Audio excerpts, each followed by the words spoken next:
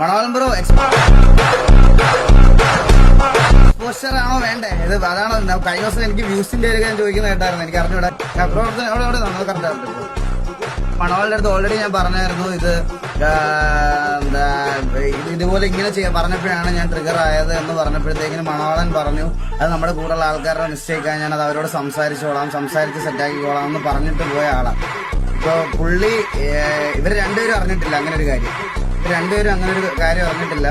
അതുപോലെ തന്നെ എന്താ ഇനി വീണ്ടും നമ്മളെ വെച്ച് അടുത്ത കോണ്ടന്റ് ക്രിയേറ്റ് ചെയ്യാൻ ഇവരെ വിളിച്ചോണ്ടിരിക്കുക.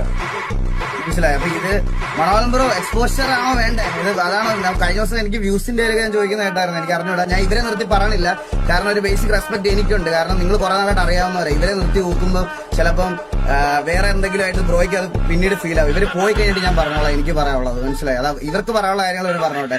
പിന്നെ എനിക്കെതിരെ ഒരു കോണ്ടന്റ് ക്രിയേറ്റ് ചെയ്യാൻ വേണ്ടിയിട്ട് രണ്ടുപേരെ യൂസ് ചെയ്തതിൽ പുച്ഛം മാത്രമേ ഉള്ളൂ. അതെനിക്ക് പറയാതിരിക്കാൻ വയ്യ. അതെനിക്ക് പറയണമായിരുന്നു. അതുകൊണ്ട് ഇന്റർഫിയർ ചെയ്ത് പോകുന്നത് പറഞ്ഞു.